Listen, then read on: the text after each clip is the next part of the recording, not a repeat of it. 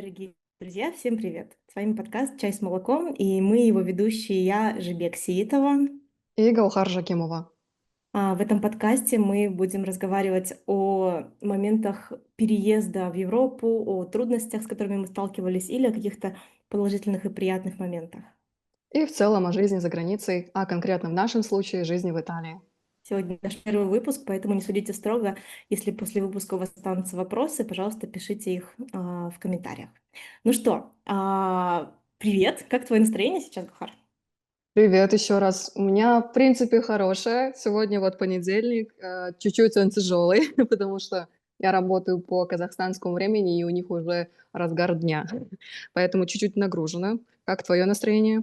Мое отлично. Я тоже врываюсь в свою будничную рутину после лета. Вот, и очень рада, что мы наконец начали записывать этот подкаст, потому что идея его лично у меня была достаточно давно. У меня даже были какие-то заметки, когда какие-то случались ситуации, и мне хотелось потом, наверное, бы ими поделиться там в постах или еще где-то. И я очень рада, что есть такая возможность. Так что давай познакомимся с нашими, надеюсь, зрителями, которые здесь будут. Давай расскажи, пожалуйста, свою историю переезда, где ты сейчас живешь, как ты переехала, как это вообще случилось и давно ли это было. Мгм. Вообще, тема, конечно, очень обширная, но тоже хотела изначально сказать, что я тоже очень рада наконец-то здесь услышаться, если можно так сказать, Мгм. потому что мы действительно очень долго реализовывали, можно сказать, поэтому, надеюсь, сегодня все хорошо пройдет.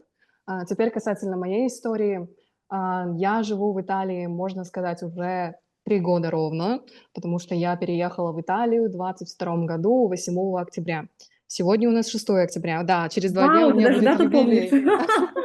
Да, потому что мне запомнилась эта дата, поскольку я очень долго ждала визу. Наверное, кто подавался в Италию, все знают, что студенческую визу, в особенности учитывая работу посольства Италии в Казахстане, чуть-чуть они задерживают. И я ждала около 3 месяцев, там почти что 100 дней. И вот я помню, что 8 октября я улетела, моя долгожданная дата. Касательно самого процесса, и почему вообще я сюда переехала, в чем была моя цель, можно сказать, что я уже со средней школы хотела обучаться и жить за границей, поэтому во время пандемии я очень всерьез начала браться за эту тему, делала всякие ресерчи, и, в общем, таким образом, если кратко говорить, не углубляясь, то я решила, что Европа — это идеальный вариант для меня. Хотя я рассматривала очень много еще стран, точнее не стран, в принципе Америку, Восточную Азию, но остановила выбор на Италии, потому что здесь в финансовом плане очень выгодно, здесь стипендии, гранты, и поэтому я решила, что нужно подаваться сюда. В итоге вот поступила в Миланский университет, здесь уже закончила бакалавриат по специальности международная политика, право, экономика и начала магистратуру. Буквально вот месяц, нет, даже меньше месяца назад. Сейчас вот, получается, уже обучаюсь на магистратуре по специальности PPPA. Немножко звучит так Вау. странненько. Ну, если расшифровывать, можно сказать, то это называется как Politics, Philosophy and Public Affairs. Вот. И Politics, philosophy and public affairs. Ну, это что такое гуманитарные науки? да, да-да-да. Там, получается, можно затем углубленно изучать либо философию, либо углубленно изучать право. Но из-за того, что у меня Вау. вот по бакалавриату было все же право, более углубленное изучение, то я думаю также продолжить в этом русле. А так, в принципе, ну, наверное, если вот так вот поверхностно говорить, что я, можно сказать, как я вот помню очень много раз я читала и слышала, что кто-то себя называет как education migrant, то есть мигрант в образовательном плане. Я могу Мгм. себя, в принципе, как раз-таки отнести к числу таких людей. Да, я, наверное, кстати, тоже. Я не задумывалась про это, но поводом для отъезда была как раз-таки учеба, да, и потом уже, как твоя жизнь сложится, это уже ты об этом думаешь там во время или после обучения. Мгм. Да-да-да. Класс. А как А, ты на английском языке, да, учишься, как я понимаю? да, у меня полностью учеба на английском языке, Класс. но в зависимости от университетов есть требования знать итальянский, подтвердить. Например, в моем университете это было А2, но я знаю, в других университетах есть B1, B2. Мгм, мгм, мгм. Классно. Ну да, это вот если говорить очень кратко. Мне кажется, что в дальнейшем мы еще будем очень много обсуждать, очень углубляться в эту Конечно. тему. Поэтому, наверное, если бы ты теперь рассказала о своей истории, потому что, как я знаю, она очень такая, удивительная, поэтому сейчас жду барабанная дробь. Ну, она скорее удивительная, потому что она длинная уже. То есть, я в Италии 9-й год нахожусь, и я из Алматы переехала в Италию по желанию обучаться музыке. Я заканчивала консерваторию, по классу оперного вокала, хотя мой бэкграунд вообще немножечко другой. Я закончила КИМЭП, и моей специальностью были корпоративные финансы и маркетинг в бренд-менеджмент. И так получилось, что после университета, я немножко, не немножко, так достаточно, круто поменяла сферу деятельности, и уже 9-й год я занимаюсь, я здесь, в Италии, непосредственно занимаюсь музыкой, оперным вокалом. И да, поэтому, мой переезд был связан тоже, как вот ты сказала, главным его, побуждением была, конечно же, учеба, но учеба как бы я не думала прямо вот про консерваторию и высшее учебное заведение. Для меня я тогда вообще не особо понимала, как эта вся система, индустрия работает музыки. Для меня я скорее приехала не ради обучения в конкретной консерватории, я скорее приехала просто за мечтой. Италия — это родина оперы, и меня на тот момент педагог подготовила именно в Италию. Я немного знала итальянский, потом уже узнала, что все государственное обучение, все музыкальное обучение в Италии только на итальянском языке, и мне пришлось его тогда учить. Ну, хотя у меня был неплохой уже уровень. Ам, так что да, мой переезд был связан с первичным, достаточно болезненным опытом не поступления в несколько учебных заведений, потому что я приехала достаточно так наобум. И уже находясь здесь, уже отсюда пыталась как-то так подавать в разные учебные заведения, уже отсюда начинала стучаться в разные двери. И больше это было не сколько про поиск учебного заведения, больше про вообще про ощущение себя в мире музыки. Я была, если я, например, в своей предыдущей деятельности в маркетинге, я была, ну, грубо говоря, как рыба в воде. Я знала просто, ну, как бы все термины, мне было очень легко работать, я быстро продвигалась по проектам, то здесь я просто окунулась в абсолютно новый мир, который работал не по правилам, не по тем правилам, которые я раньше знала, а, и совершенно был для меня нов, чужд, но очень заманчив.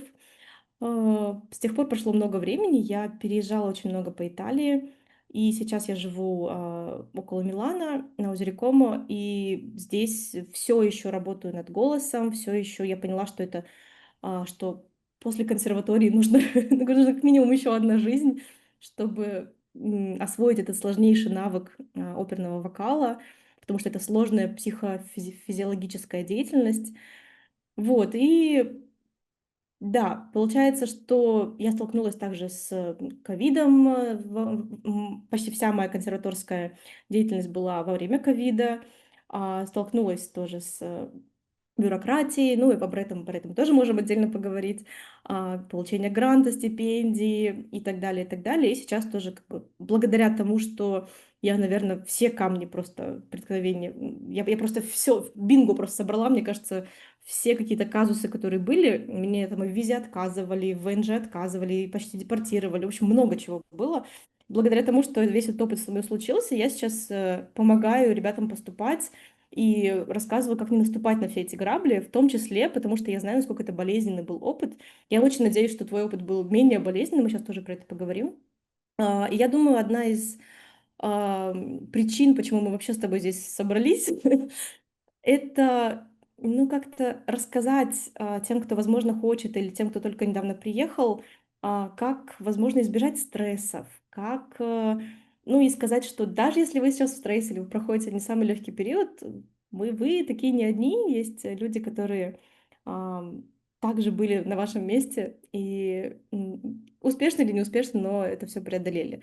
Потому что, согласись, наверное, не знаю, я очень надеюсь, что у тебя было все так смус, так и мягонько и гладенько, но мой переезд был прям знаешь, такое приземление об жесткую землю, и мне было прям первое время очень сложно. Наверное, в том числе со сменой профессии это было связано, потому что все-таки гэп между моим первым образованием и вторым огромный, и я не училась ни в музыкальной школе, ни в музыкальном колледже, ни в училище, нигде. Я сразу поступила в консерваторию. Это было стрессово очень сильно. Да, в твоем плане то, что такая сразу большая разница кардинальная, в сфере именно деятельности. Наверное, из-за этого, да, была адаптация?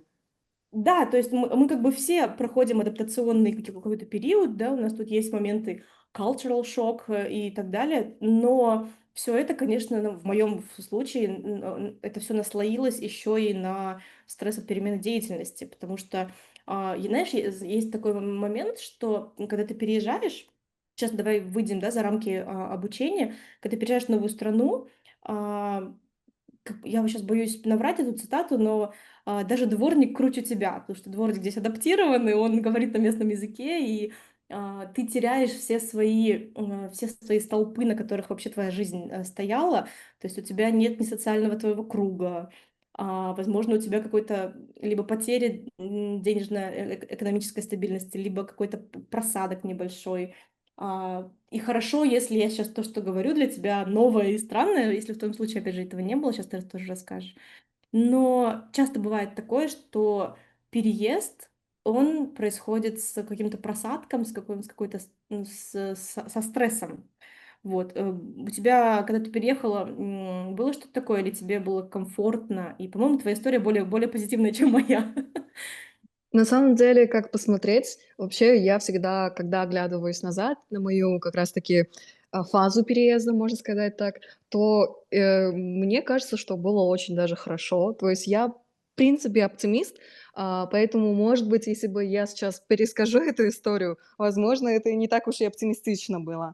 Но если вот сейчас снова окунаюсь в тот период, 22 год, я вот, получается, в мае окончила школу, вообще я из города Кокшетау, и, чтобы вы понимали, Кокшетау — это очень маленький город на севере Казахстана.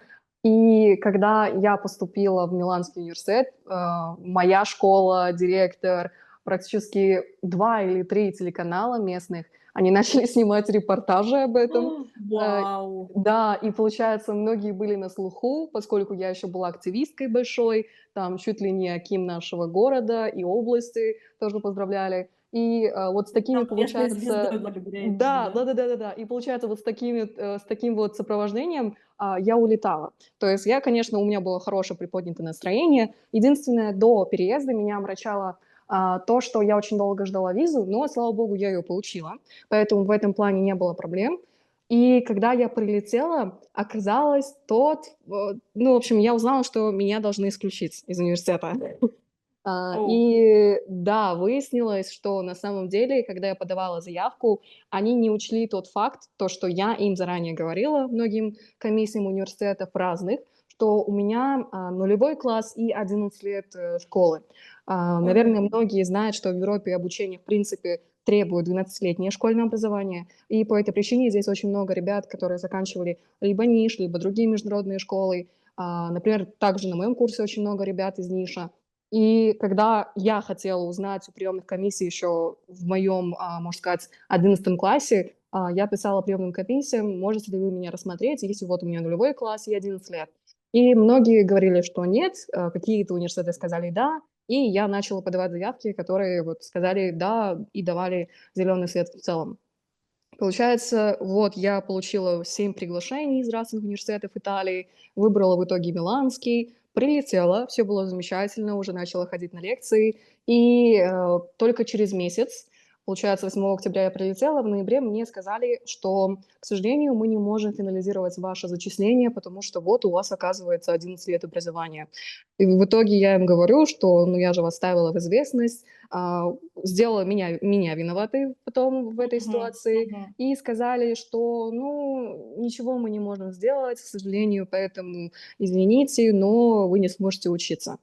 И, чтобы вы понимали, я, получается, уже прилетела, подалась на ВНЖ, готовилась к экзаменам, которые должны уже быть через месяц, в декабре. Ага. Затем, ну, в принципе, очень много затрат были по авиабилетам, по проживанию. Уже начала искать квартиру, М. чтобы вот для стипендий предоставить контракт на 10 месяцев. В общем, очень много таких моментов. И было просто жалко время и финансы. Ну и, в принципе, еще, когда вот, например, в моем городе Кокшетау, все вот так вот меня провожали, Конечно, про говоря, себя уже все рассказали. да, да-да-да. И вот, вот это все учитывая, я просто думала: как интересно". Но, если честно, я себя не очень чувствовала стрессово. Мне было, в принципе, более-менее нормально. Я не очень такой человек, который пессимистичный. Но, конечно, ситуация жесткая. Мои, родители очень сильно переживали за 7000 километров от меня, поэтому они искали разные выходы. И в итоге мы решили обратиться в Министерство образования Италии, и они меня через месяц только, получается, рассмотрели мой кейс и сказали, что хорошо, мы приравниваем ваш нулевой класс Ага. к первому, и, получается, мой 11 класс к 12. В итоге, как я знаю, это вот первый и единственный. После этого, по-моему, никого уже и не принимали, и до этого, возможно, никого не принимали. И вот таким вот образом меня оставили. И также, хотя я все дедлайны пропустила по стипендиям, они вошли в положение и, можно сказать, открыли мне снова доступ, чтобы я подала. И вот с первого курса также обучаюсь на Обалдеть. стипендии и на гранте, и, в общем, со всеми плюшками. То есть Ага. вот. И еще это сопровождалось тем фактом, что я потеряла паспорт на тот момент в ноябре, точнее, у меня его украли. Я тоже такая очень умная, можно сказать, потому что я положила свой паспорт в кошелек, а кошелек у меня был в рюкзаке, который был практически пустой. Конечно, в метро у меня украли, хотя я очень часто слышала, что нужно быть осторожной. И в итоге я обратилась вот в полицейский участок, они сказали, да, хорошо, конечно, мы поможем вам найти его. В итоге не помогли. Я сама пошла в метро, где я потеряла, точнее, украли у меня. И в итоге только третий сотрудник на просьбу о том, может быть, они находили уже где-то, может быть, куда-то выбросили паспорт, потому что им ведь не нужен. И в итоге они мне сказали, что есть какое-то место Lost and Found. Я туда пошла, и оказывается, в тот же день, когда у меня был украден мой кошелек, его нашли. И с того А, момента он уже был в этом Lost and Found месте, хотя мне полицейский участок ничего не говорил. И я вот сейчас тоже думаю, что, возможно, если бы я тебе бы его не вернули? пошла, да, мне вернули, я нашла свой паспорт, получается, все О. хорошо. Ну, получается, если кто ищет, тот найдет. Если бы, наверное, я бы не пошла бы в метро, сама бы не начала искать, а просто ждала бы весточки, то я бы и не узнала, что он там лежит, потому что меня никто не извещал. Ну, конечно, да, Да, конечно. Под в лежачий камень общем, вода не течет. да, вот, получается, вот такая вот история. И плюс я очень сильно болела целый месяц. У меня был очень большой такой сильный кашель. И у меня почему-то теперь ассоциация с ноябрем не очень хорошие. Вот, получается, и паспорт то, что украли, и то, что меня чуть не отчислили, и то, что я заболела очень сильно. Но в итоге наступил декабрь, и все стало хорошо. Вот такая вот история. Обалдеть. А, Слушай, ну если брать эту историю как рассматривать про какие-то на какие-то поведенческие паттерны, то есть это абсолютно проактивное поведение. То есть ты идешь, сама ищешь свой паспорт, ты идешь, сама доказываешь или там просишь аудиенции в Министерстве образования Италии. Ну, то есть это какие-то такие ключевые, думаю, моменты, потому что стресс часто заставляет нас так как-то зажмуриваться, знаешь, закутываться в одеяло и думать, что проблема сама рассосется, и снимаю шляпу. Очень классно, что в первые моменты, несмотря на стресс, несмотря на там, не знаю, Милан все равно огромный город, что ты пошла искать свой паспорт, пошла разбираться с документами. То есть проблема не решилась бы просто так, если бы ты не предприняла активные действия. Да, вот я тоже, на самом деле, когда сейчас вспоминаю эту ситуацию, удивляюсь даже, наверное, себе 3 года тому назад, как я себя повела, потому что на тот момент я вообще себя чувствовала даже, в принципе, более-менее хорошо. Хотя мне тоже многие говорят: "Ужас, это такая ужасная ситуация, как ты себя, наверное, чувствовала кошмарно". И да нет, я бы сказала, все было в Нормально. порядке, да. Вот у меня единственное, кто очень стрессовал, это реально родители. Они уже говорили: "Да нет, там вернешься к Кокшетау, ничего страшного, Да-да-да-да-да. поступишь в колледж, 1 год проучишься, или там где-то в Польше 1 год уже проучишься онлайн, останешься в Милане". И, скорее всего, они больше пострадали в ментальном плане. Ну да, я думаю, часто Ну вот на поколение наших родителей часто, возможно, они немножечко по-другому воспринимают те проблемы, которые у нас тут случаются, и часто больнее на них реагируют, чем мы сами, находясь в моменте, в контексте, потому что они-то ничего не могут сделать оттуда, и от этого еще хуже иногда, а мы можем пойти предпринять какие-то активные действия и как-то решить проблему на месте уже. Да, кстати, очень хороший поинт. Не задумывалась об этом. А так, Ну да. да, получается, скорее всего, как раз-таки тяжелее тем, кто вдали. Поэтому тоже снимаю шляпу родителям, потому что они со мной Конечно. переживали этот момент. А Мгм. ты тоже, да, говорила, что у тебя вот это все наслоилось, и ты говорила, что у тебя не прям тоже позитивный был опыт. Ты думаешь, сейчас, когда тоже оглядываешься назад на эту ситуацию, тоже как-то оптимистично, может быть, смотришь? Я думаю, что я забыла. А, Думаю, что я забыла весь стресс. Знаешь, у нас мозг как-то так потрясающе работает. Он забывает, ну, не знаю, мой лично мозг, он забывает плохие моменты. Это какая-то жуткая подстава, потому что ты не всегда хочешь, ты иногда хочешь помнить то, что с тобой случилось, чтобы опять на это не натыкаться. И я должна признаться, иногда я пишу гневные заметки в телефоне, когда что-то плохое со мной происходит, мне кто-то там как-то поступил со мной так, как мне не очень было комфортно или что-то, и я знаю, что мой оптимистичный мозг это забудет, покроет это сахарной пудрой, я забуду это, правда, потому что я не ношу в себе там какие-то там месть или какие-то такие эмоции. И я прям пишу себе гневные заметки, чтобы помнить, вот, да, это было вот так, пожалуйста, второй раз там чтобы не напороться на эти грабли. Вот, каюсь, есть такой момент. Но если смотреть назад, боже, это было, как будто бы это было, знаешь, 2 жизни назад. Это было так давно. То ли просто много моментов всяких уже происходило, то есть просто плотность событий высокая. Это я сейчас вслух рассуждаю, потому что это интересный вопрос. То ли, то ли как-то ты просто отпускаешь, забываешь, и другой опыт наслаивается. Но я сейчас, вот если по кусочкам разобрать, да, там первый год, второй год, третий год, ну, это было прям сложно. Но если сейчас вот так в целом смотреть, то у меня была поддержка моих родителей и близких, которые просто тоже это самые лучшие, мои родители самые лучшие люди в мире, потому что после моего первого образования, после очень дорогостоящего образования в КИМЭП, они как бы не то что разрешили, у них не было вообще ни слова а, сомнения, когда я сказала, что я решила пойти на оперную певицу, хотя у меня вообще нет никакого образования и вообще, ну, то есть от них я видела всю жизнь только поддержку и отсутствие ожиданий, знаешь, требований каких-то результатов. И это какой-то невероятный вообще релиф. Вот. И первые года, знаешь, я они сопровождались как будто бы, битьем в закрытые двери. Первое время, по крайней мере. То есть я приехала такая немножечко нагловатая. Я такая думаю: "Сейчас я вам тут всем покажу, как казахи поют". За первые 3 года я не поступила в 7 раз в консерватории.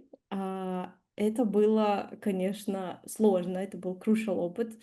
Ам, не поступала я по разным причинам. Конечно же, большинство из этих причин — это мое собственное, отсутствие образования и подготовки должной.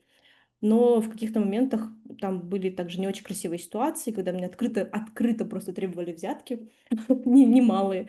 Вот. Так что, Италия в каком-то плане очень похожа на Казахстан, наверное. Да, я переезжала в несколько раз в первые года. То есть я приехала в город Пезаро, там прожила вообще свои, если overall брать, свои первые 5 лет я прожила там, и из них 2 года я прожила в другом маленьком городке, в котором находится консерватория имени Перголези, вот где я непосредственно училась. И потом была пандемия. И вообще, знаешь, я думаю, что вот ты, наверное, со мной согласишься, когда ты переезжаешь, я вот сейчас, когда помогаю поступать, ребятам, я вижу очень сильно эту разницу. По-моему, я это уже мы с тобой это обсуждали, но я очень сильно вижу разницу между, ам, теми ребятами, которые приезжают поступать и у которых есть какая-то, ну, не знаю, мечта, да, какая-то большая цель, какой-то большой интерес в той области, в которой куда они поступают. И есть просто те, кто, ну, как бы, ну, а чё бы нет? Вот так вот, знаешь, какая-то такая, ну, по остаточному принципу мотивация. И я понимаю, что вот те, кто из первой группы, они с гораздо большей легкостью проходят какие-то бытовые сложности, там, поиск квартиры, какие-то постоянные переезды, там, не знаю, в моем случае сложный поиск педагогов. Как-то как-то ты так все да, да, да, да, сложно, сложно, сложно, но в голове у тебя стучит мысль, что я здесь ради большой большой большой мечты, моего большого желания петь. Петь, чудесную, классическую, странную, не всем понятную оперную музыку. А, и тогда, переезды, поиски педагога, отсутствие там денег иногда на какие-то вещи, дороговизна уроков, какие-то такие моменты, они воспринимаются как, ну, как по пути какие-то камни на твоей дороге, но не проблема. Это не повод для того, чтобы развернуться и сказать: "Ой, это ваша Италия, да ну вас всех". И в то же время я часто вижу, что когда ребята приезжают просто так, или вот сейчас, ну, мы в определенное политическое время живем, и есть ребята, которые уехали со своих насиженных мест не по собственной воле, и тогда начинается вот эта вот претензия ко всему: "Ой, что то у вас тут в доме какая-то, ой, что батареи не работают, ой, что-то то, вот это вот все нам не нравится, и вот люди какие-то не те". И как будто бы, наше внимание, больше обращается на вот эти камни на дороге, знаешь, и как будто мы о них сильнее спотыкаемся, чем если у нас есть какая-то, более грандиозный, какой-то больший смысл нашего пребывания здесь. Не знаю, может, я очень запутанно это все рассказываю. Я думаю, что Нет, в на этом самом деле я поняла все, я поняла класс, очень я сильно, рада. да. Потому что А, я на самом деле тоже встречала таких людей, когда, например, тоже не знаю, для чего прилетели, потому что, например, просто считается круто учиться за границей, но для чего, какая именно цель. Поэтому в этом плане я согласна очень сильно с тем, что ты уже озвучила. И когда реально ты знаешь, какая у тебя цель, ты сам выстроишь себе траекторию, как туда дойти, хоть там ползти, хоть бежать. Поэтому, когда реально есть какая-то, возможно, может быть, мечта даже, то, в принципе, весь путь, как ты его проходишь, если тяжело, может быть, легко, неважно. Главное, есть что-то, куда ты стремишься. В этом плане, да, действительно, это хорошо иметь что-то такое. мгм, мгм. Абсолютно, абсолютно. И еще, я бы сказала, что, ну, давай серьезно, да, это вообще не просто все. Переезжать непросто, оставлять родственников, родителей, братишек, сестренок дома в Казахстане или там еще где-то — это непросто. Вливаться в новую страну, в новую — это непросто. В любом возрасте это непросто.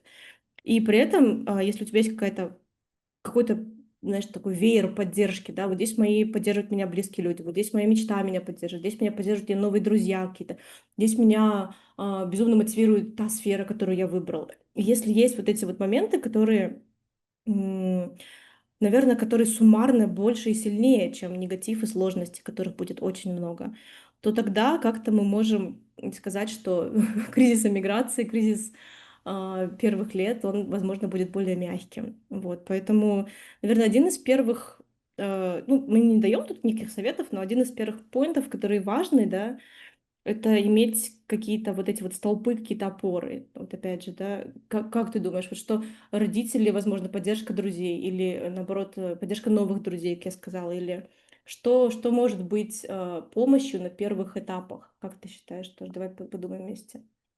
Вообще, и в моем, наверное, личном кейсе, и, я думаю, для многих тоже это важно, когда у тебя есть опора в лице твоей семьи. В моем случае это родители, оба, и мама, и папа. И вот 3 года назад, и все еще они каждый раз узнают, каждый день звонят, с учетом того, Мгм. что вот у нас разница во времени, все равно как-то, нужно, точнее, не нужно, я хочу находить время, хоть 5 минут, хоть 10 минут поговорить. И в этом плане, да, действительно, это, можно сказать, безмерная поддержка от, семьи, от родителей. И, наверное, если говорить вот второй момент, то, возможно, это уже, соотечественники или единомышленники уже вот в стране, в нашем случае в Италии. Наверное, мне помогло, то, что я встретила сразу, казашек, девочек из Казахстана. И сейчас меня очень радует, что наша вот ассоциация казахстанских студентов в Италии набирает обороты. И я вот очень много слышала кейсов, когда первоши, в первый раз они прилетают, там буквально пару недель, они не знают, чем себя занять, как найти, возможно, новых друзей, потому что никого они не знают. И вот как раз такие ивенты проводятся, как welcome night для ребят, чтобы они нетворкерились, чтобы они познакомились. В этом плане, мне кажется, вот поможет именно круг новый. А насчет других моментов, мне кажется, даже не знаю, что можно еще добавить. Пока что, наверное, только семья и вот друзья, может быть. На первых порах, да, однозначно искать своих, искать, своих. Но я бы, наверное, еще добавила, что, искать своих — это очень важно, да, своих друзей, свой круг, благодаря вот ассоциациям тоже. А, Кстати, под эгидой, под чьей эгидой мы проводим этот подкаст. Но для меня еще важным моментом было, благодаря, итальянскому языку, в том числе и выходить за пределы, круга соотечественников, казахстанцев, или в вашем случае, там вот, ребята с вашей страны, с вашего региона.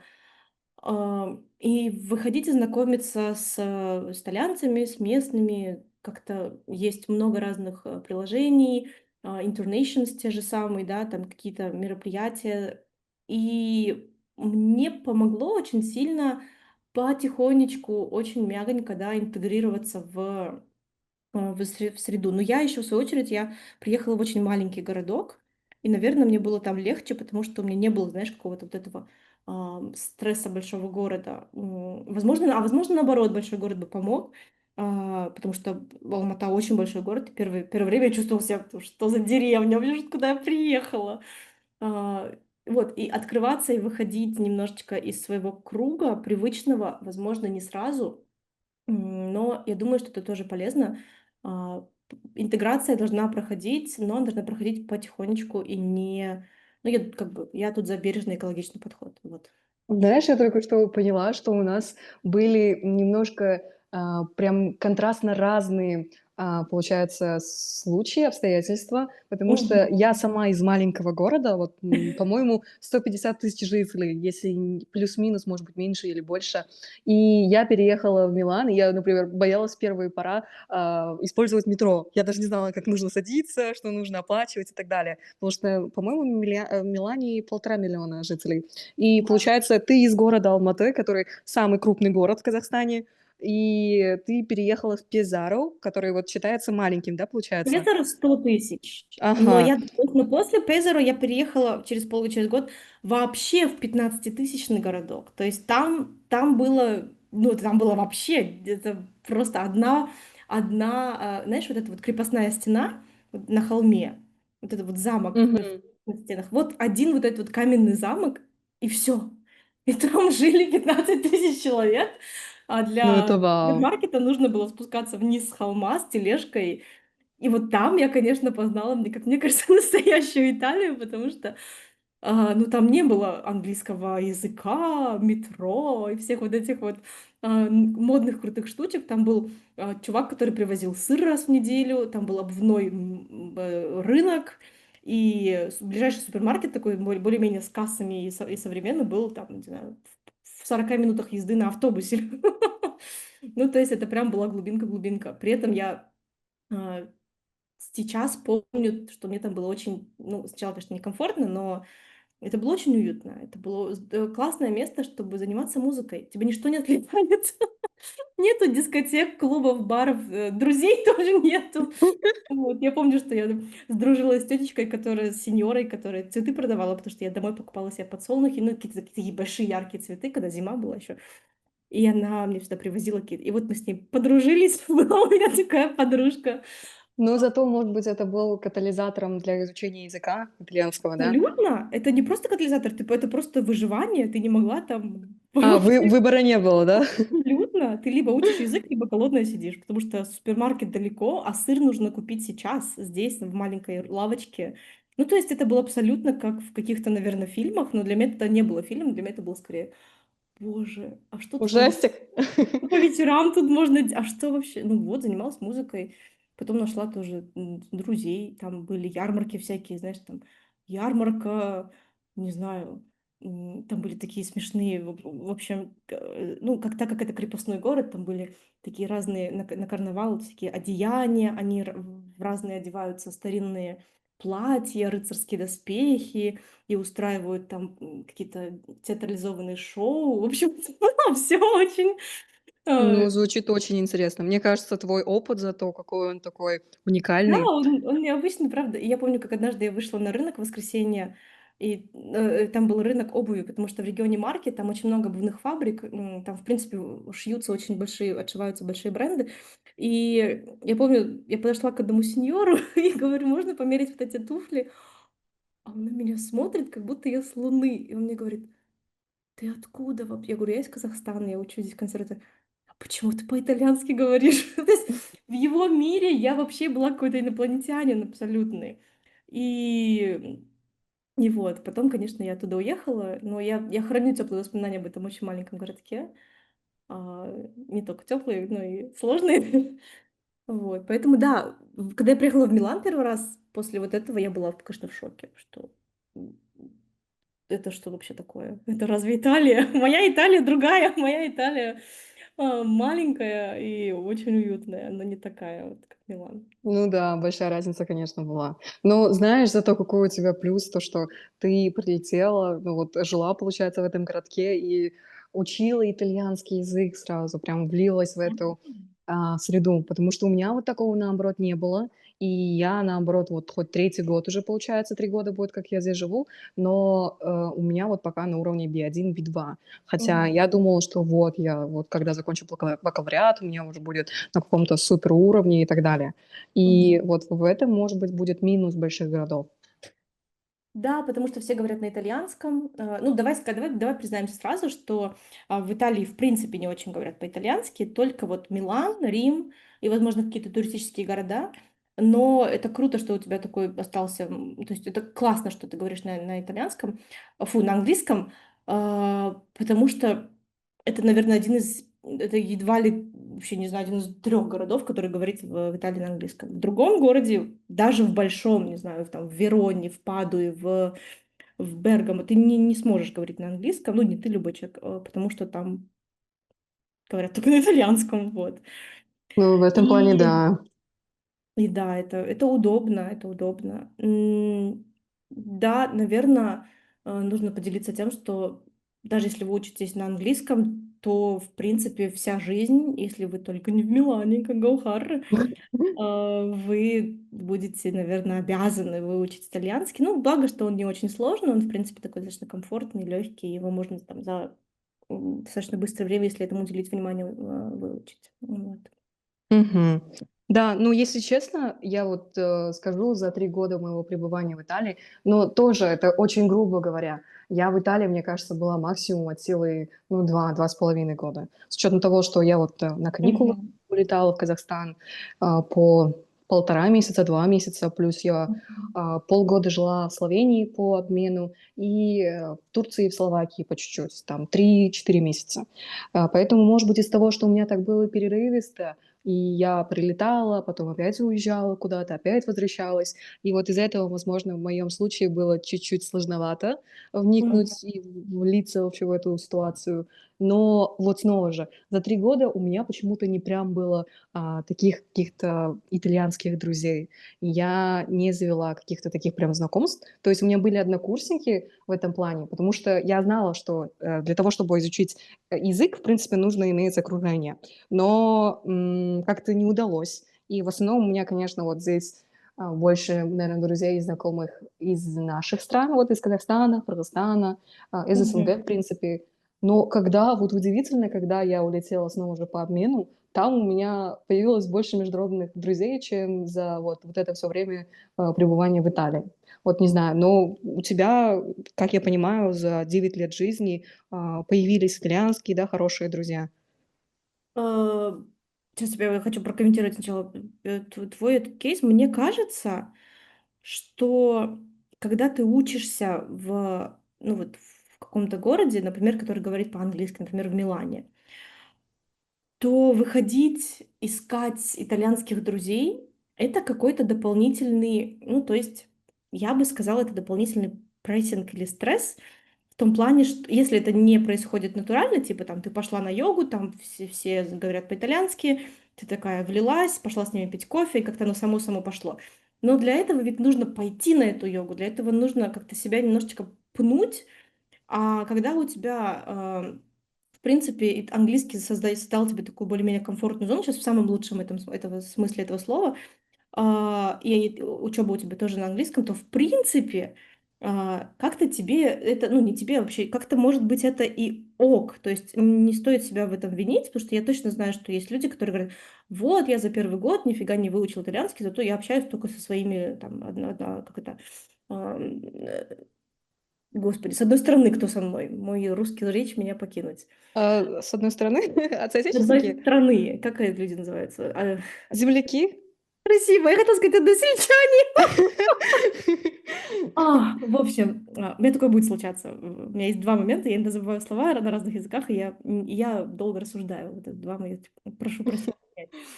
Ам, Так вот, я просто к тому, что it's okay. Не надо себя, наверное, пушить сразу, только если хочется, да, вот искать каких-то сразу друзей итальяноязычных. В моем случае это ужасно грустно, потому что я часто переезжала. И стоило мне где-то найти, там, не знаю, друзей и как-то с ними заобщаться, и пришлось переезжать. Где-то я начала заниматься танцами, у меня появился там партнер, и мы начали готовиться к соревнованиям, и потом я переехала. Ну, то есть каждый раз ты какие-то такие социальные основы нарабатываешь, нарабатываешь, нарабатываешь, и потом переезжаешь.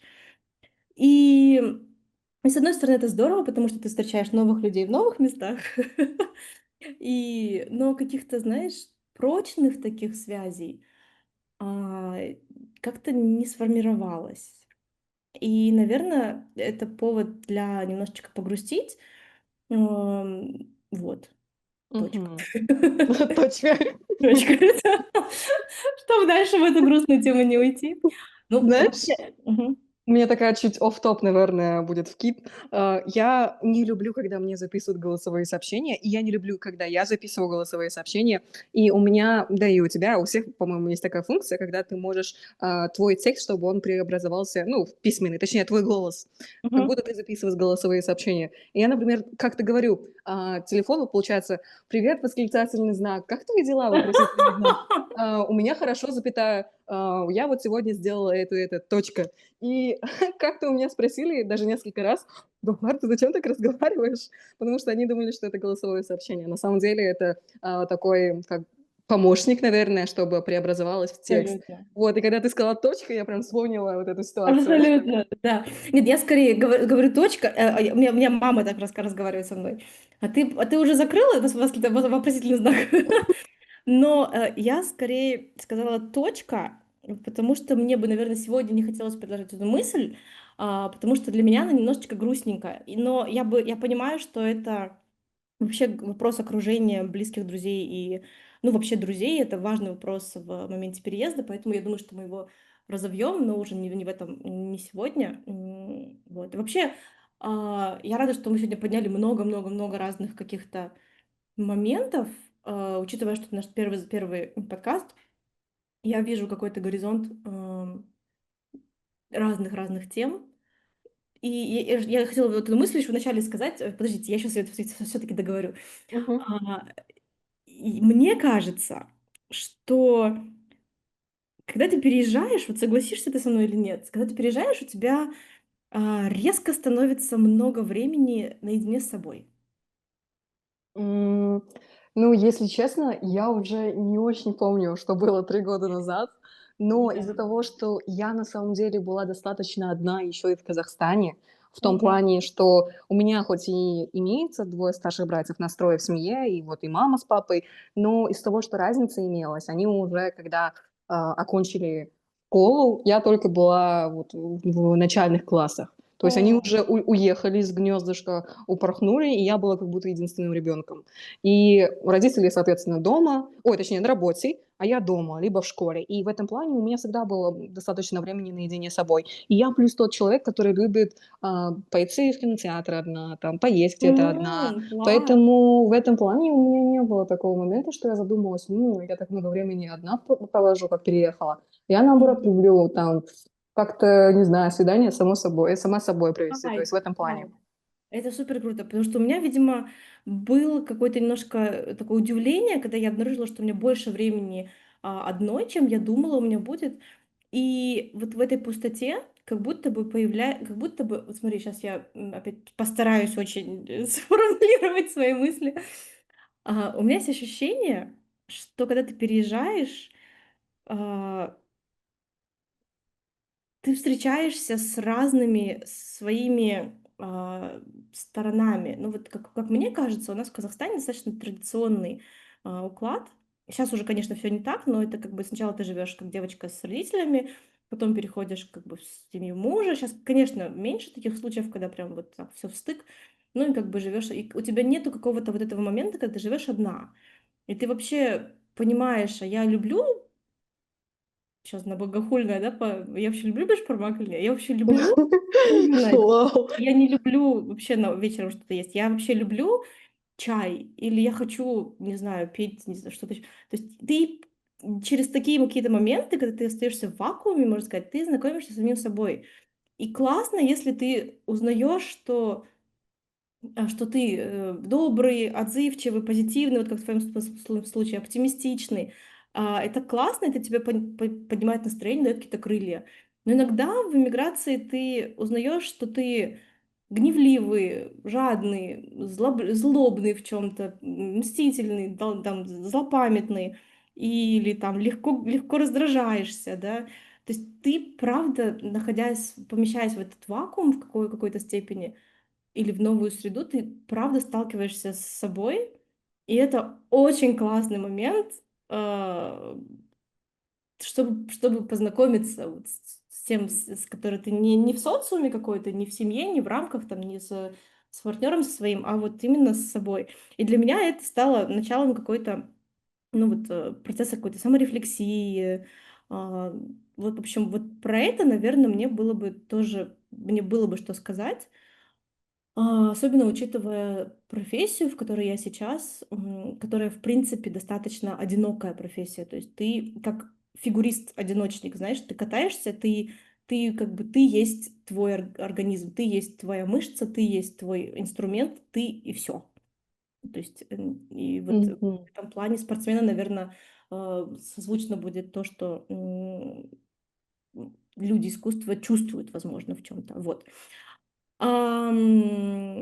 Вот. Знаешь, это так интересно на самом деле было послушать, потому что узнавать, точку зрения другого человека — это так на самом деле животрепещуще как-то, потому что я не задумывалась о такой как раз таки, о таком взгляде. И мне кажется, реально будет в дальнейшем очень интересно поговорить, о наших таких разных, может быть, кейсах. Да. И пока что мне очень нравится, как мы начинаем. Мне тоже. И Да. вообще классно, что, и ваша ассоциация, и ты, в частности, поддержали эту идею. Я давно хотела записывать подкаст, и очень классно, что вы предоставляете, помогаете в площадке. И я очень рада тебе, как соу-спикеру, просто потрясающе, очень приятно. Я очень надеюсь, что наш подкаст, правда, будет, найдет того, кому он будет полезен. Вот, точка. Мгм. Тогда у меня новый абзац. Получается, я вот тоже хотела сказать, что я очень рада, что мы наконец-то взялись за запись, и надеюсь, действительно, это как раз-таки прослушается в будущем тем человеком, который нуждается, возможно, вот как раз-таки в таких, возможно, диалогах. Ну, конечно, не быть в этом диалоге, но прослушать, возможно, и тоже узнать каких-то новых взглядах. И тем более, на мой взгляд, как я знаю, что таких подкастов еще нету, или, по крайней мере, я не видела конкретно о иммиграции, чтобы насчет переезда обсуждалось где-то на просторах интернета. Возможно, это действительно будет очень полезно для будущих студентов. Абсолютно. Приоткроем немножко завесу тайны. Мы, когда думали над названием нашего подкаста, мы хотели назвать его «Özümüz Şaşeyg», одно из названий, но мы подумали, что мы таким образом обрежем казахстанскую аудиторию, и чтобы, если вы, как бы, чтобы перевести эту фразу, это как бы «сами сядем, попьем чай». Казахи так говорят, когда гости все уходят, и мы такие, уф, ну теперь «Özümüz Şaşeyg», ну теперь сами попьем чай. Поэтому если этот вайб этого подкаста будет именно вот такой, ну, давайте попьем вместе чай, то мы будем очень рады, потому что мы именно, надеюсь, такой смысл в это закладывали.